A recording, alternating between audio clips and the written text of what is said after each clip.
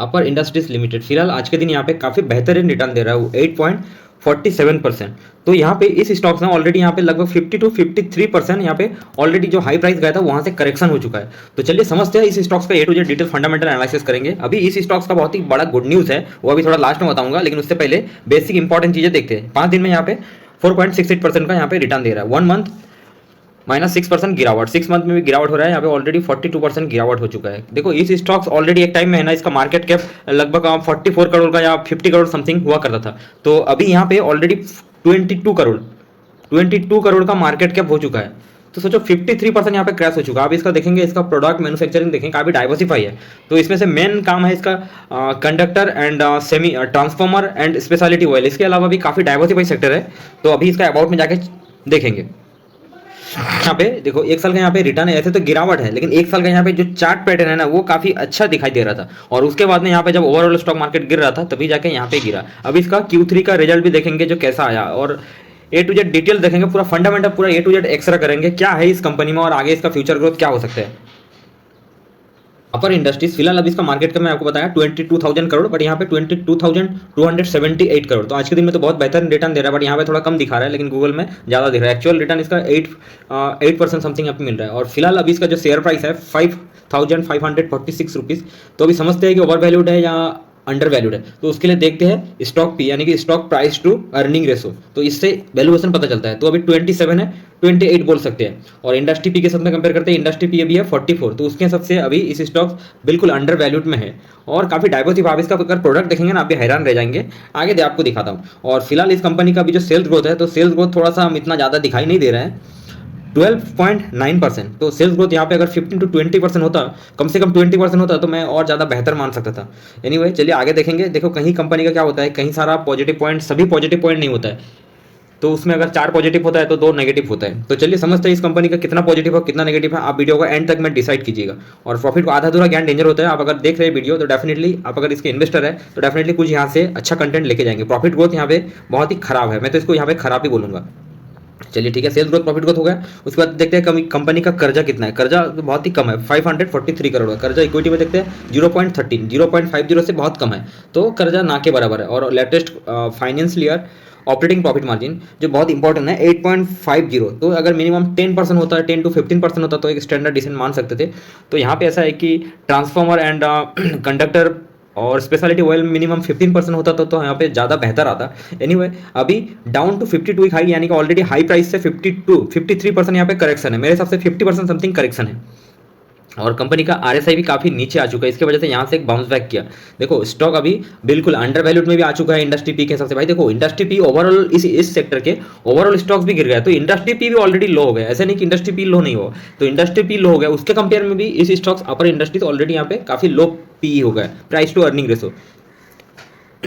चलिए उसके बाद यहाँ पे देखते हैं प्रोमोटर होल्डिंग यहाँ पे काफी बेहतरीन है 57%, जो 51% से अगर प्लस है तो एक डिसेंट अच्छा मान सकते हैं। और ऑपरेटिंग लेटेस्ट क्वार्टर यहाँ पे 7.55। तो यहाँ पे ऑपरेटिंग प्रॉफिट मार्जिन पहले से थोड़ा सा गिरा है। और कंपनी का किसी भी टाइप का कोई प्लेज नहीं है, यानी कि जो प्रोमोटर होल्डिंग है 57%, तो कोई गिरे भी नहीं है। तो ये बहुत इंपॉर्टेंट है। और इसके अलावा कंपनी का एक और बड़ा प्लस पॉइंट है, कंपनी का रिजर्व काफी बेहतरीन है 4067 करोड़। तो यहाँ पे एक मुझे प्लस साइन दिखाई दिया। ऑपरेटिंग प्रॉफिट मार्जिन कम है तो इसको नेगेटिव नहीं मानेंगे, लेकिन अभी देखेंगे ईयर ऑन ईयर इसका कंसिस्टेंसी ऑपरेटिंग प्रॉफिट मार्जिन किस तरीके। देखो कंपटीशन का मार्केट रहता है, मार्केट में प्रोडक्ट को फैलाना पड़ता है, सेल्स करना पड़ता है। कई बार क्या होता है, अगर आप सेल्स ज्यादा करते हैं तो आपका ऑपरेटिंग प्रॉफिट मार्जिन थोड़ा भी रहता है, तो उससे आप ज्यादा प्रॉफिट निकाल लेते हैं।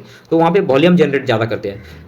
एनीवे उसके बाद में ROC यानी कि रिटर्न ऑन कैपिटल इक्विटी 44%। तो ठीक है, बहुत अच्छा है, बढ़िया है। 20% से ऊपर है तो एक बेहतर मान सकते हैं। ROE 26%, ये भी बहुत अच्छा है। और 52 हाई प्राइस लो प्राइस, हाई प्राइस कितना गया था 11,797 रुपीज। तो अभी प्राइस है 5,546, यानी 50% क्रैश हो गया। आप समझ सकते हो। आपको अगर गोल्ड ज्वेलरी वगैरह कोई अगर 50% डिस्काउंट देता है, आप तो यार खरीदने के लिए लाइन लगा देंगे। तो आपको अगर स्टॉक मार्केट में नॉलेज नहीं है तो आपको पता नहीं चलेगा। तो इसलिए मैं बोलता हूँ अच्छे स्टॉक्स को पहचानना सीखो। देखो स्टॉक मार्केट अभी गिरावट का माहौल है ना, जब थोड़ा सा बुल मार्केट आएगा ना, इंडियन स्टॉक मार्केट में थोड़ा सा अच्छा गुड न्यूज़ आ जाता है, तो ऐसे फंडामेंटल में ऐसा नहीं बोल रहा हूँ कि अपर इंडस्ट्रीज बाय कर लीजिए।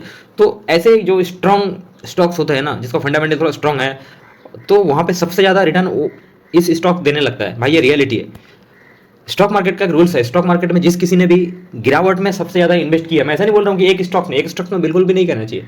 डाइवर्सिफाइड सेक्टर के अंदर में सिलेक्ट करके स्टॉक्स अगर गिरावट में खरीदारी की है तो भाई उसको शॉर्ट टर्म में भी प्रॉफिट होगा और लॉन्ग टर्म में भी सबसे ज़्यादा प्रॉफिट होगा और कंपाउंड का बेनिफिट उसको सबसे ज़्यादा मिलता है। स्टॉक मार्केट का रियलिटी है भाई। उसके बाद में देखते हैं कंपनी डिविडेंड 0.93%, कंपनी डिविडेंड भी देती है। और आगे बढ़ते हैं, कुछ बेसिक अबाउट यहाँ पे पढ़ते हैं। अपर फाउंडेड बाय मिस्टर धर्म Singh D Desai 1958 is a market leader in India with global presence contributing India's process electrification started from manufacturing power transmission cable having 3 broad business segment। तो क्या क्या है पे देखते हैं। हुईज आर कंडक्टर, मेन प्रोडक्ट भाई, main revenue इससे आता है। Conductors, transformers and speciality oil and power and telecom and cables. यहाँ पे एक इंपॉर्टेंट चीज आप नोटिस कीजिएगा, की points. Leadership, first largest global aluminium and alloy conductors. तो आप समझ सकते हैं फर्स्ट लार्जेस्ट ग्लोबल, तो भाई देखो कंपनी का पकड़ क्या है, मैन्युफैक्चरर। और उसके बाद में क्या है, third largest global manufacturer of transformer oil. उसके बाद में क्या है, और एक first cables manufacturer for renewable in India. तो रिन्यूएबल एनर्जी के अंदर भी काम है, काफी डाइवर्सिफाई मुझे दिखाई दे रहा है। और इसके अंदर में सब्सिडरी कंपनी है काफी सारा, पावर ऑयल, एडब्लू है, बोल्ट है, अपर प्लेन है, अपर शक्ति है। तो इसके अलावा भी कहीं सारा है जो इसके अंदर में, जो अपर इंडस्ट्रीज है उसके अंदर में काफ़ी सारा सब्सिडरी कंपनी है। तो इस स्टॉक में मुझे काफ़ी डाइवर्सिफाई लगा। जैसे कि हम लोग क्या करते हैं कि 10-15 स्टॉक्स खरीदते हैं। क्यों खरीदते हैं कि भाई अलग अलग सेक्टर के स्टॉक्स है, ताकि वहाँ पे थोड़ा रिस्क थोड़ा सा मैनेज हो जाए, है ना। कोई सेक्टर में हो सकता है कि शॉर्ट टर्म में थोड़ा सा बैड न्यूज़ वगैरह आ जाता है, तो इसकी वजह से हम लोग डाइवर्सिफाई सेक्टर के स्टॉक सिलेक्ट करते हैं। तो यहाँ पे एक स्टॉक्स काफ़ी डाइवर्सिफाइड प्रोडक्ट मैन्युफैक्चरिंग कर रहा है। प्रोडक्ट है रूब्रिकेंस। यहाँ पे देखेंगे रूब्रिकेंस, ये leading domestic player in auto lubes and has licensing agreement auto, मतलब यहाँ पे रूब्रिकेंट का भी काम है। आगे मैं आपको फोटो दिखाऊंगा। हाई क्वालिटी प्रोडक्ट है रूब्रिकेंट का, इंजेक्ट बाय मॉडलिंग इंडस्ट्री। और यहाँ पे एक इंपॉर्टेंट पॉइंट है, इंडस्ट्री सर्व, यानी कि कौन सा इंडस्ट्री में सर्व कर रहा है। यहाँ पे देखिए, ध्यान से देखिए आप, रेलवे इसके अंदर सर्व हो रहा है। और रिन्यूएबल एनर्जी जो अभी आने वाला दिनों में काफी ट्रेंडिंग है भाई, फिलहाल भी ट्रेंडिंग है, बहुत तेजी से काम का चल रहा है इंडिया में। और डिफेंस, माइनिंग, ट्रांसफॉर्मर्स और nuclear, atomic, industrials, motor and generators, power transmission and distribution, shipping, telecommunications, data communications, wire and cable. भाई मुझे यहाँ पे एक भी कोई ऐसा सेक्टर नहीं लगा जिसके अंदर में ये सारा प्रोडक्ट का डिमांड नहीं है। भाई ये सारा सेक्टर के अंदर में इसका प्रोडक्ट का डेफिनेटली डिमांड है। भाई अपर इंडस्ट्रीज का नाम बड़ा, मैं ऐसा नहीं बोल रहा कि अपर इंडस्ट्रीज बाय कर लीजिए। आप देखो क्या ये कंपनी, आप पैसा लगाएंगे तो पैसा डूब जाएगा, ये कंपनी बंद हो जाएगा, इसका प्रोडक्ट चल नहीं है। इसका देखो, इसका कंपनी कब से स्टार्ट है, और इसका देखो फ्यूचर में इसका भी डेटा चेक करूंगा, सेल्स ग्रोथ, प्रॉफिट ग्रोथ कैसा दिया है, और इसका क्लाइंट देखेंगे, बड़े बड़े क्लाइंट है। और लास्ट में एक गुड न्यूज़ बताऊंगा इसकी कंपनी के बारे में। यहाँ पे और एक चीज़ है, डिस्ट्रीब्यूशन नेटवर्क। तो इससे पता चलेगा as of FY24 company has 339 distributor, काफ़ी बड़ा है। और रिटेलर कितना है, 5833 retailers in 18 state, where 7236 electrician meets are connected. India में कितना रेवेन्यू जनरेट होता है या कितना यहाँ पे माल सेल्स होता है। तो डोमेस्टिक में देखेंगे इंडिया के अंदर में 55% और एक्सपोर्ट होता है 45%, यानी कि आउट ऑफ इंडिया में एक्सपोर्ट होता है। और एक्सपोर्टिंग जो होता है ना 140 countries with focus on south east Asia, middle east, Africa and south America. बस इस कंपनी में एक ही चीज थोड़ा सा प्रॉब्लम नेगेटिव मुझे दिखाई दे रहा है, वो है टैरिफ वाला। पता नहीं क्या है, यूएस में भी टैरिफ कुछ फिक्स नहीं हुआ है। तो मुझे ऐसा लगता है कि अप्रैल में अगर टैरिफ फिक्स हो जाते हैं, हमारे मोदी जी अगर बैठ के ट्रम्प चाचा के साथ में बैठ के टैरिफ वाला मैटर सेटलमेंट कर ले, तो भाई इंडिया में कुछ नहीं हुआ है, इंडिया में सब कुछ बड़ा चंगा है, तगड़ा है और अच्छा खासा चल रहा है। मैं मान रहा हूँ कि Q3 का रिजल्ट मैक्सिमम स्टॉक्स का अच्छा नहीं आया, लेकिन भाई इसका ये मतलब नहीं है कि सभी स्टॉक्स का अच्छा नहीं आया। भाई मैं जिस कंपनी में तो इन्वेस्ट किया हूँ, मुझे तो यार, मैं अगर 20 कंपनी में इन्वेस्ट किया हूँ ना, तो मुझे 15 स्टॉक्स तो मेरा अच्छा रिजल्ट दिया है। पता नहीं भाई आप लोग कौन सा इसमें इन्वेस्ट करते। भाई देखो अभी स्टॉक मार्केट में लगभग 5-7 हज़ार कंपनी लिस्टेड है, ठीक है ना। तो आपको 5-7 हज़ार कंपनी में थोड़ी ना इन्वेस्ट करना है भाई। आप देखो एक सेक्टर से अच्छे स्टॉक निकालो यार, सिलेक्ट करो, आपका हुनर लगाओ, दिमाग लगाओ यार, वहाँ से निकालो। या तो फिर मेरा वीडियो में आके आप देखो यार, अच्छे स्टॉक में फंडामेंटल एनालिसिस करता हूँ किस तरीके से।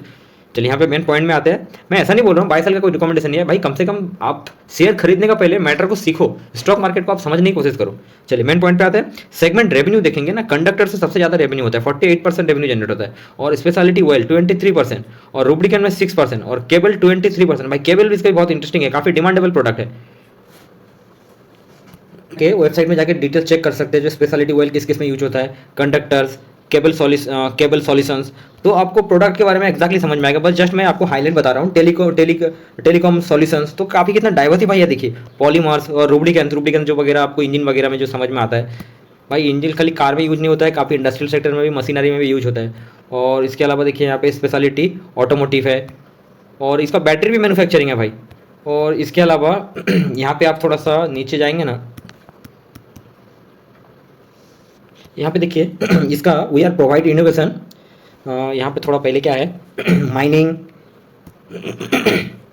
माइनिंग, सबसी, मरीन, सोलर, विंड फार्म, और इसके अलावा ऑयल एंड गैस, और इसके अलावा यहाँ पे देखिए telecommunications and data communication, industrial.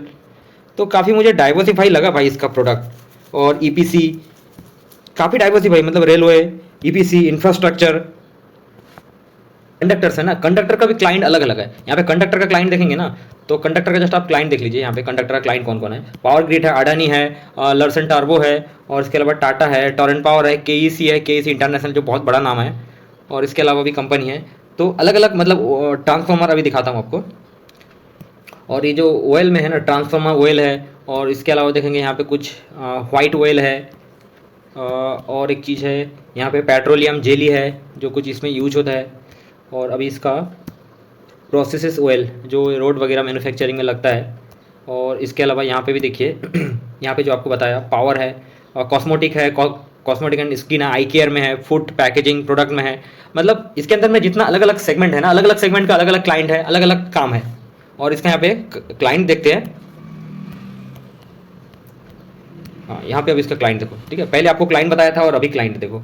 ABB है, भारत बिजली है, डाबर है, हायासोंग है, Hyundai, Siemens, doctor Reddy, Toshiba, L'Oreal.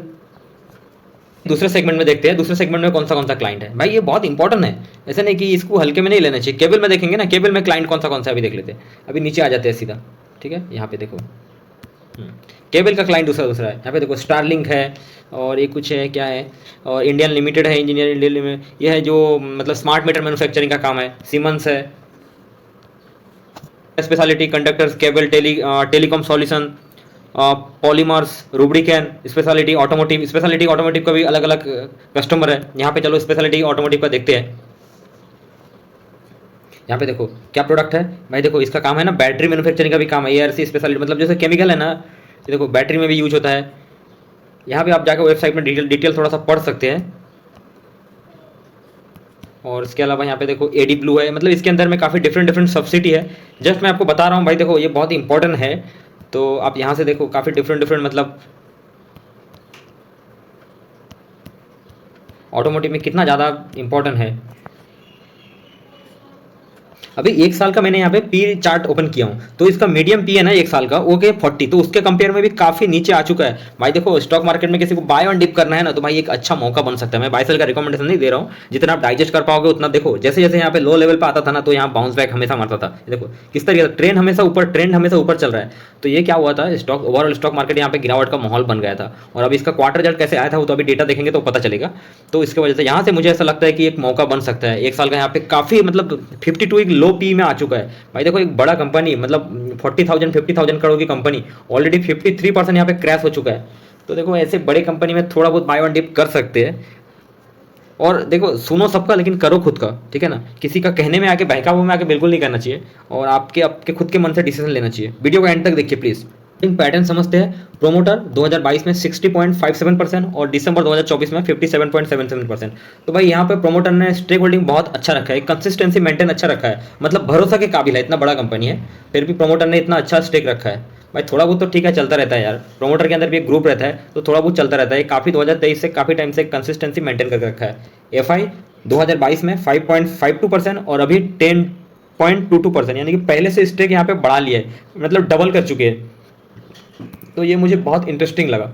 चलिए ठीक है। उसके बाद में डोमेस्टिक इन्वेस्टर 18.25% स्टेक था 2022 में, और अभी कितना है 21.24%।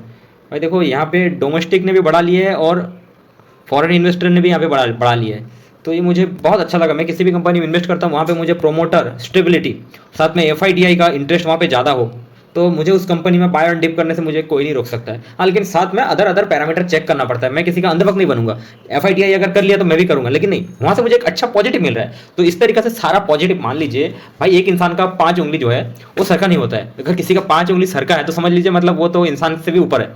तो कम से कम भाई 4 तो अच्छा हो सकता है ना। तो ओवरऑल चेक कर सकते हैं कि भाई हम लोग इंसानियत कैसे चेक करते हैं। तो ओवरऑल उसका सारा गुडविल, बैडविल, मतलब बैडनेस सारा कंपेयर करके हम लोग एक चेकअप कर सकते हैं ना। अभी मान लीजिए किसी के लिए अभी मतलब किसी के लिए भी दूल्हा ढूंढ रहे हैं तो भाई दूल्हा भी चेक करते हैं कि नहीं करते हैं, उसका कैरेक्टर बिहेवियर, उसका काम काज वगैरह वगैरह ए टू जेड सब कुछ चेक करते हैं ना, तभी जाके मतलब अपनी कलेजे की छिलके, अपनी दिल की टुकड़ा क्या बोलते हैं वो लड़की को जो देते हैं। आप एक लड़की को बचपन से मतलब परवरिश करते हैं, फिर वो एक मतलब ससुराल भेजते हैं, भाई कुछ तो आइडेंटिफाई करते हैं कि ऐसे ही दे देते हैं, आइडेंटिफाई करते हैं। तो भाई स्टॉक में भी ऐसा आइडेंटिफाई करना चाहिए। मैं आपको देसी जुगाड़ बताया। एनीवे कमेंट्स करके जरूर बताइएगा। साथ में भाई गवर्नमेंट भी इसमें यार स्टेक है, तो पहले था लेकिन अभी नहीं है। Anyway forget it. Important matter profit and loss year on year देखते हैं, बहुत इंपॉर्टेंट है भाई। आप अगर इन्वेस्ट करने से पहले ये वीडियो देख रहे हैं ना तो डेफिनेटली आप फायदा में रहेंगे। सेल्स देखेंगे, सेल्स 2013 में 4,643 करोड़ और 2024 में 16,153 करोड़। भाई यहाँ पे 4,000 करोड़ से 16,000 करोड़ में यहाँ पे आ चुका है। तो भाई देखो किस तरीके से यहाँ पे सेल बढ़ रहा है ईयर ऑन ईयर। और ट्रेलिंग 12 मंथ में तो एक बड़ा लगाया 17,812। भाई कंपनी में कुछ तो होगा, प्रोडक्ट में कुछ तो होगा, तभी जाके मतलब थाउजेंड करोड़ों में मतलब सेल दे रहा है। अभी सोचो कंपनी का मार्केट कैप कितना 22,000 करोड़ का। भाई यहाँ पे ट्रेलिंग 12 मंथ एक साल में 17,000 करोड़ का यहाँ पे सेल्स हो रहा है। तो सोचो कंपनी का यार क्या वैल्यूएशन होना चाहिए भाई, बात को समझो। ठीक है, आने वाला दिनों में यार इस प्रोडक्ट का बहुत ज़्यादा वैल्यूएशन है। और यार आप लोग जितना डाइजेस्ट कर पाएंगे ना उतना ही इन्वेस्ट करना है यार। डाइजेस्ट से ज़्यादा इन्वेस्ट करेंगे फिर क्या होता है, तकलीफ आ जाता है। आप लोग क्या होता है शॉर्ट टर्म इन्वेस्टर बना जाता है, बस डेली का पैसा इनकम करना है, महीनों में इनकम करना है, हफ्तों में पैसा इनकम होना चाहिए। भाई स्टॉक मार्केट ऐसा नहीं होता है। आप जो भी एक्टिव इनकम कर रहे हो वहाँ से पैसा अर्निंग करो, इनकम करो। और अगर वेल्थ कमाना है ना, पैसा एक्चुअल में कमाना है ना, तो 5 साल 10 साल तक होल्ड करना सीखो। फिर आप देखेंगे आपके पास इतना पैसा बन जाएगा, फिर आप कितना खर्च करो यार खत्म ही नहीं होगा आपका। फिर वो आपको कंपाउंड करता है। आपको एक तालाब के अंदर जैसे क्या होता है बूंद बूंद से जब पानी भर जाता है ना, फिर क्या होता है आप कितने डोल से पानी खर्च करो यार, कभी खत्म ही नहीं होगा। तो भाई ये रियलिटी है, ये स्टॉक मार्केट का कोई ऐसा झोल वाला बात ही नहीं है, बहुत इंटरेस्टिंग इंपॉर्टेंट बात है।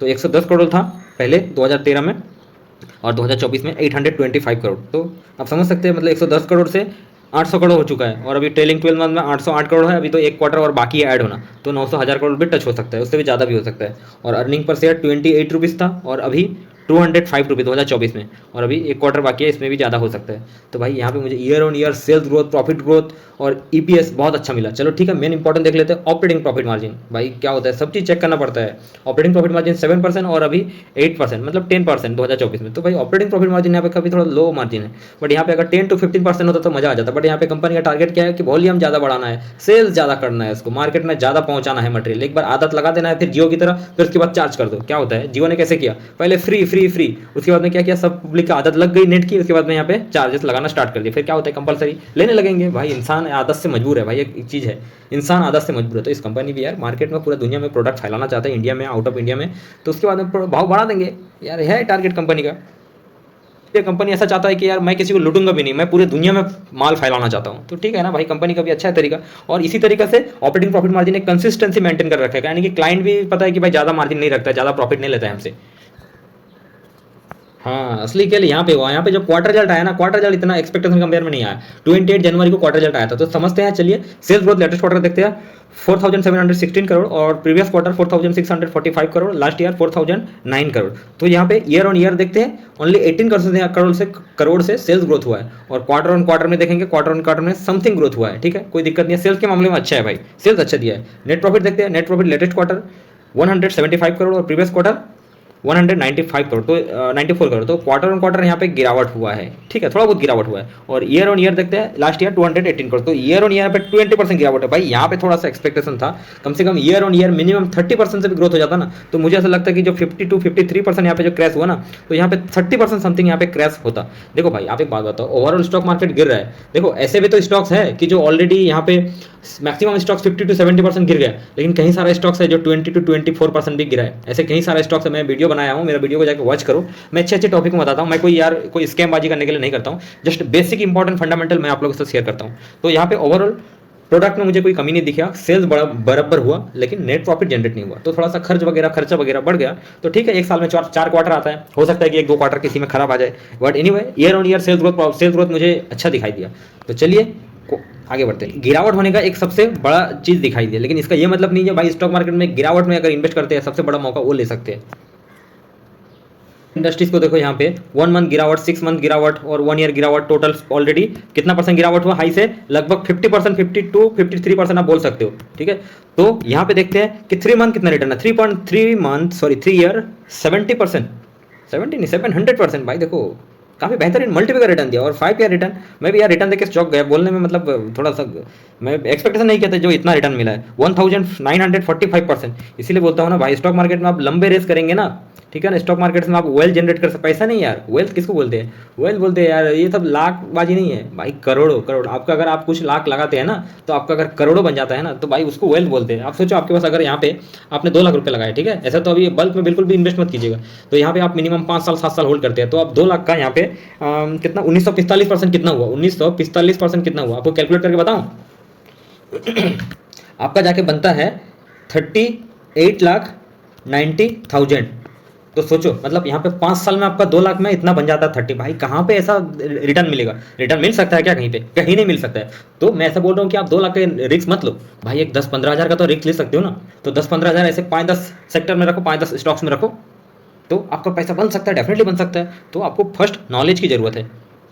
और मार्च में यहाँ पे ना गिरावट ना रिटर्न, और फरवरी में यहाँ पे 22% का गिरावट, जनवरी 27% गिरावट, दिसंबर में यहाँ पे ओनली 2% रिटर्न दिया है। मंथ की बता रहा हूँ, एक महीने के अंदर में कितना रिटर्न दिया भाई, ये काफ़ी इंटरेस्टिंग डेटा मैं ढूंढ के निकाला हूँ। 0.3% नवंबर में, और अक्टूबर 2024 में 5%, और यहाँ पे समथिंग रिटर्न दिया। स्टॉक मार्केट देखो पूरे साल के अंदर कुछ महीने के अंदर में चलता है, तो इस स्टॉक पहले तो थोड़ा रिटर्न दिया है। यहाँ पे देखो बीच में थोड़ा सा गिरावट हुआ, लेकिन बैक टू बैक यहाँ पे रिटर्न दिया। आप देखो 9%, 32%, कब 2023। देखो स्टॉक मार्केट में है ना, एक साल के अंदर में किस तरीके से चलता है, फिर थोड़ा गिरता है, उसके बाद बैक टू बैक 2-3 महीना ऐसा चलता है ना, 2 मंथ एंड 3 मंथ। तो यहाँ पे बैक टू बैक ऐसा चलता है कि 2 साल 3 साल का रिटर्न दे देता है। भाई ये रियलिटी है, स्टॉक मार्केट का रियलिटी है, कब रिटर्न देगा कुछ बोल नहीं सकते। तो आपको टिका रहना पड़ेगा। आप क्या कर सकते हैं, किसी भी अच्छे स्टॉक्स में आप कहीं पे भी बाय करो, ठीक है, कहीं पे भी मतलब हमेशा कोशिश ये करो अच्छे स्टॉक्स को गिरावट में बाय करो, ठीक है। बाय किया उसके बाद आपने कुछ पैसा अमाउंट कैश में रहे, और वहाँ पे 10-10%, 30% मिनिमम गिरता है, वहाँ पे बाय ऑन डिप करो, फिर वेट एंड वॉच करो, कंसोलिडेट करता है, फिर थोड़ा सा गिरता है। एक साल में 4 क्वार्टर आता है, तो 1-2 क्वार्टर थोड़ा खराब रिजल्ट आ जाता है, तो वहाँ पे बाय ऑन डिप करो। तो उसके बाद में देखेंगे 5 साल 10 साल तक आप होल्ड करते हैं भाई, उसके बाद में आपका एक्चुअल वेल्थ बन जाता है। भाई रियलिटी है, कोई बहुत बड़ी ज़्यादा कॉम्प्लिकेटेड साइंस लगाने की जरूरत नहीं है। बस यहाँ पे एक ही चीज़ लगाने की जरूरत है, किसकी कमी है? पेशेंस की कमी है, और नॉलेज की कमी है, ठीक है ना। आपको होल्ड रखना पड़ेगा, ठीक है ना। मार्केट जब गिरता है ना, तब आपको हिम्मत करना पड़ेगी। हिम्मत कहाँ से आएगा? आप अगर नॉलेज डेवलपमेंट करेंगे तो आपको हिम्मत आएगा। आपको गिरावट में बाय करना पड़ेगा। भाई ये रियलिटी है, कोई नहीं बताएगा, लेकिन मैं घुस घुस के बताता हूँ। पहले मैं भी ऐसा टाइम में करता था, बस स्क्रॉल किया और बाय कर लेता था, लेकिन अभी मैं ऐसा नहीं करता हूँ। मैं क्या करता हूँ, अच्छे स्टॉक सिलेक्ट करता हूँ, बिल्कुल मतलब एकदम प्रोफेशनल रूल्स के साथ में मैं खरीदता हूँ। मैं बिना एनालिसिस करे नहीं खरीदता हूँ। Thank you so much watching this video. आपको अगर वीडियो अच्छा लगे तो कमेंट्स में लाइक कीजिएगा। कुछ अगर माइंड में क्वेश्चन है, कुछ सुझाव है, तो कमेंट्स करके बताइए। अगर सही नहीं लगे तो डिसलाइक कीजिएगा, ताकि मैं और ज़्यादा इंप्रूव कर सकूँ, मुझे ज़्यादा फायदा हो जाए, ठीक है ना। Thank you so much watching this video.